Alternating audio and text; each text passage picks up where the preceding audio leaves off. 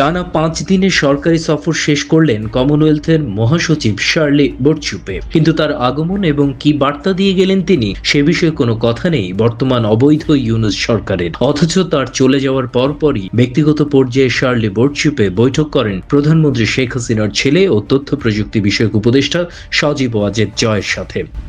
কি বার্তা নিয়ে আসলেন এবং সে বার্তা পেয়ে ইউনূস সরকারের ঢাকঢোল পিটিয়ে কোনো সংবাদ সম্মেলন না করা, বরং ফিরে গিয়ে জয়ের সাথে বৈঠক দেখে নড়ে চড়ে বসেছেন বিশ্বের রাজনৈতিক বিশ্লেষকরা।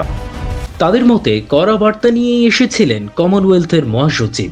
বলা বাহুল্য সেই বার্তা কোনোভাবেই ইউনূস সরকারের পক্ষে যায়নি, আর সে কারণেই নীরব এই দখলদার সরকার।